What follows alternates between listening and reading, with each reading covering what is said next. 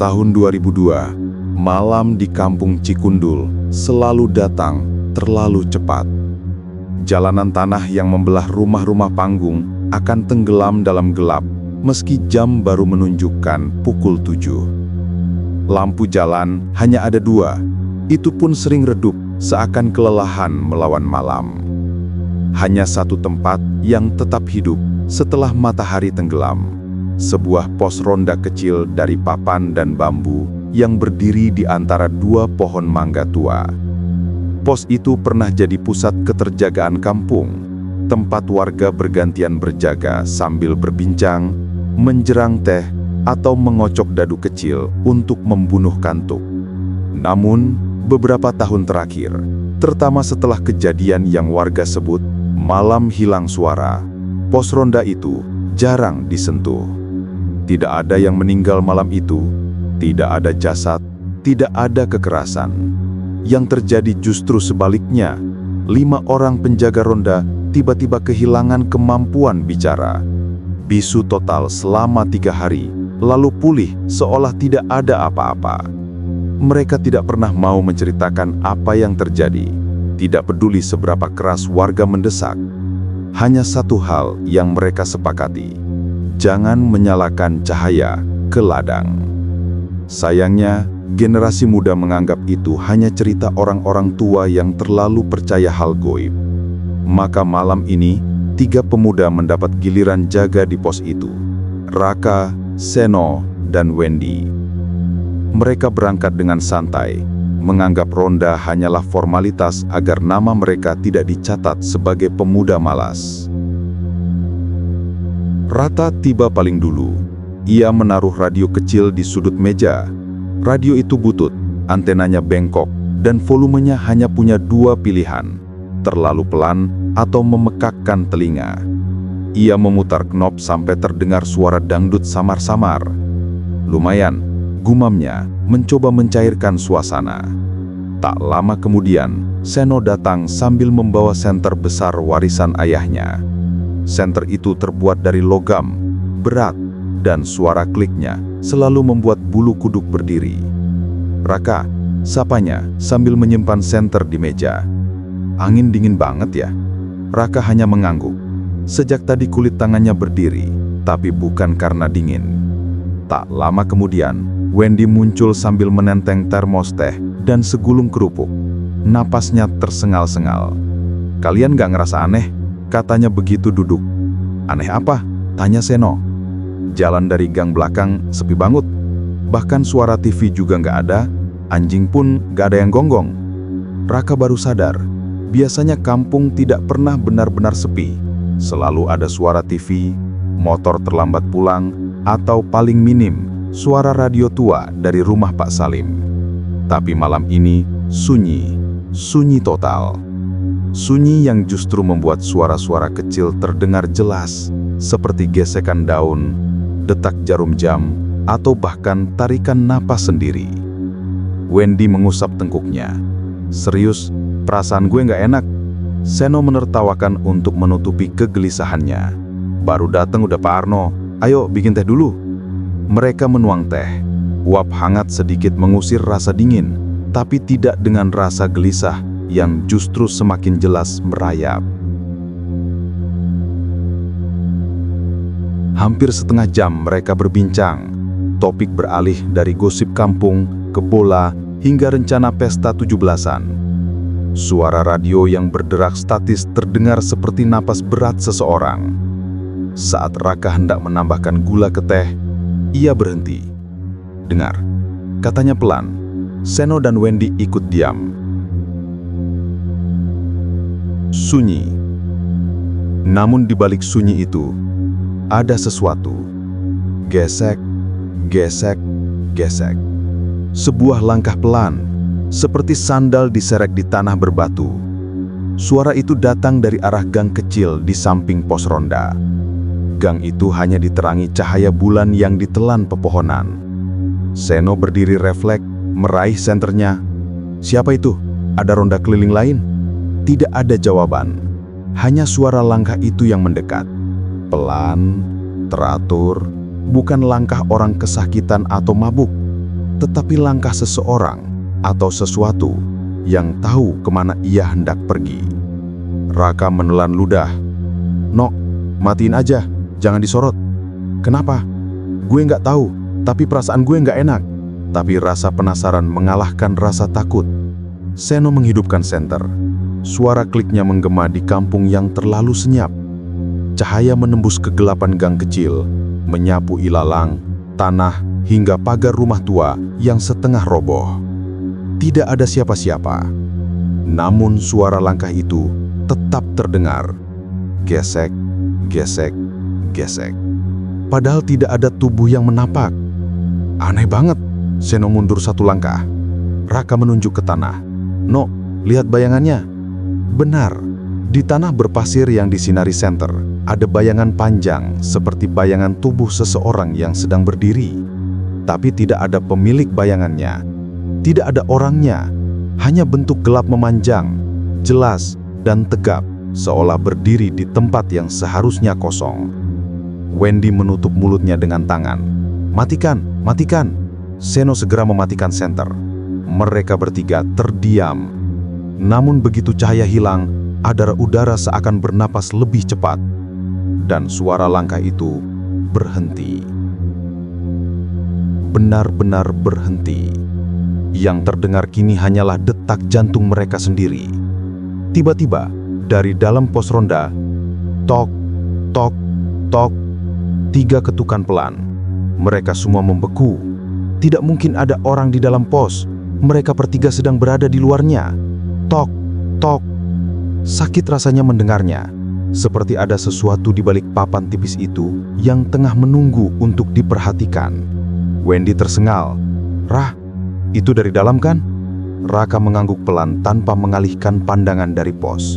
Seno berkata nyaris tanpa suara, "Kita pulang, sekarang." Mereka bergerak mundur, langkah hati-hati agar tidak bersuara. Pos ronda tetap berdiri diam. Namun ketukan itu ikut bergerak mengikuti ritme langkah mereka. Semakin cepat mereka bergerak, semakin cepat ketukannya. Tok, tok, tok, tok. Wendy membalikkan badan dan berlari. Raka dan Seno segera menyusul. Saat mereka berlari, dunia sekitar mereka terasa berubah. Tidak ada suara jangkrik, tidak ada hembusan angin, hanya suara langkah mereka dan langkah lain yang jauh lebih berat mengikuti dari belakang. Gesek, gesek, gesek. Tapi mereka tidak berani menoleh. Setelah kejadian itu, mereka tiba di rumah ketua RT dan mengetuk keras-keras. Dari dalam rumah terdengar suara bingung. Pintu dibuka. Pak RT, seorang pria parubaya dengan rambut memutih di sisi, memandangi mereka bertiga yang terengah-engah. "Ada apa malam-malam begini?" Wendy langsung masuk tanpa menunggu izin. "Pak, ada sesuatu di pos ronda." "Pelan-pelan," kata Pak RT. "Duduk dulu." Wendy menceritakan semuanya dengan suara bergetar. Bayangan tak bertuan, langkah sendal disaret, dan ketukan dari dalam pos. Seno menambahkan detail tentang senter yang tidak menyorot siapapun. Raka menjelaskan posisi suara dan bentuk bayangan yang tidak masuk akal. Pak RT tak memotong, ia hanya termenung, wajahnya menegang. Saat mereka selesai bercerita, barulah Pak RT menghela napas sangat panjang. "Aku kira kejadian itu tidak akan terulang," katanya lirih. Kejadian apa, Pak?" tanya Raka. Pak RT memandang mereka satu persatu. "Kalian tahu peristiwa malam hilang suara kan?" "Tahu, tapi katanya cuma cerita." "Tidak, itu bukan cerita. 5 orang penjaga ronda malam itu melihat sesuatu. Bukan hantu, bukan manusia. Dan mereka mendengar ketukan seperti yang kalian dengar." Raka bertanya pelan. "Lalu mereka kenapa bisu?" "Karena mereka menatap bayangan itu terlalu lama." "Bayangan tanpa tubuh?" tanya Wendy. Pak RT mengangguk berat. "Apapun itu, tidak suka ditatap dan tidak suka disinari."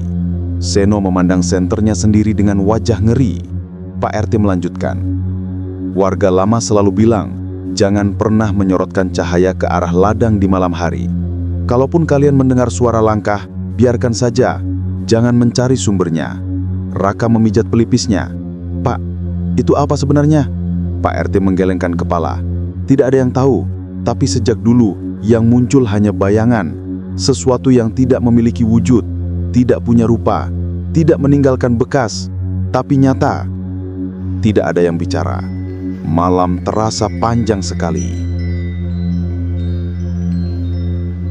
Meski ketakutan, mereka bertiga kembali ke pos ronda keesokan malam ditemani beberapa warga. Pak RT memutuskan ronda harus tetap berjalan dengan aturan baru, tidak boleh sendirian, dan senter tidak boleh diarahkan ke ladang. Saat mereka tiba, pos itu tampak biasa saja. Tidak ada ketukan, tidak ada bayangan, tidak ada suara langkah. Namun pasir di samping pos memiliki pola aneh, seperti goresan memanjang, seolah sesuatu yang berat berdiri di sana semalaman. Wendy bergidik. "Pak, ini kayak jejak." "Bukan jejak. Potong raket cepat. Jangan bilang jejak." Seno memelototi tanah itu lama. "Ini kayak bayangan yang nempel." Pak RT memanggil mereka masuk. "Ayo, kita bersihkan." Mereka mengikuti, mencoba bersikap normal.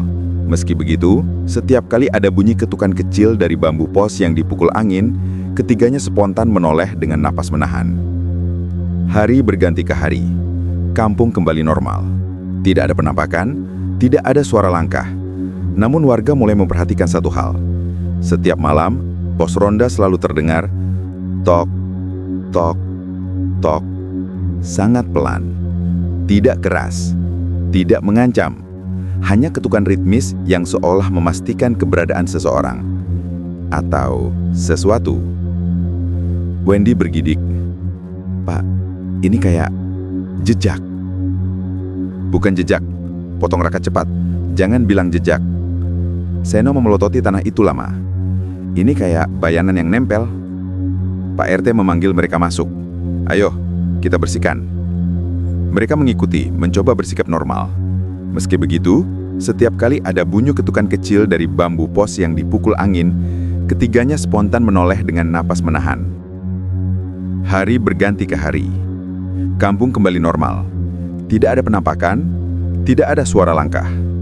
Namun warga mulai memperhatikan satu hal. Setiap malam, pos ronda selalu terdengar tok, tok, tok. Sangat pelan. Tidak keras, tidak mengancam. Hanya ketukan ritmis yang seolah memastikan keberadaan seseorang atau sesuatu. Raka mulai jarang tidur. Ia sering duduk di teras rumah menatap pos dari kejauhan, takut namun penasaran. Seno menjadi lebih pendiam. Wendy paling parah. Ia mulai menutup tirai kamarnya tiap maghrib, menghindari cahaya luar. Namun mereka bertiga tetap menjalani hidup. Tidak ada yang cedera, tidak ada yang hilang, tidak ada yang mati.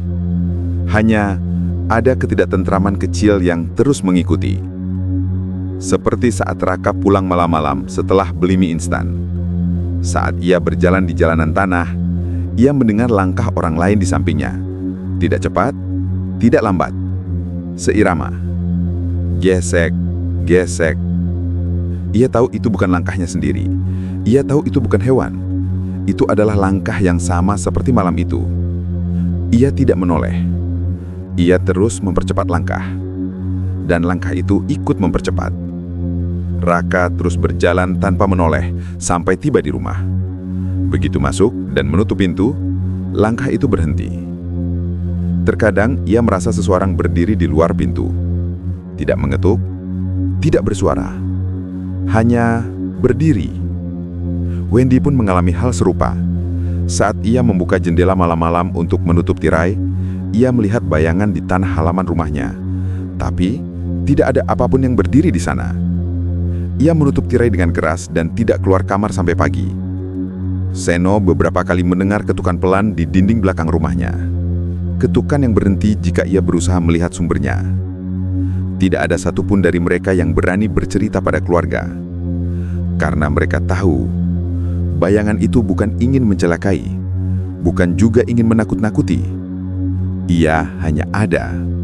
Ada di tempat gelap, ada di samping pos ronda, ada di jalan pulang, ada ketika langit terlalu sunyi. Dan yang paling tidak dapat dipahami dari sesuatu yang tidak punya wujud adalah bahwa Ia tidak bisa dimusnahkan, tidak bisa diusir, tidak bisa ditatap. Satu-satunya cara agar tetap aman adalah tidak memberinya perhatian. Kecuali jika seseorang menyorotkan cahaya kepadanya.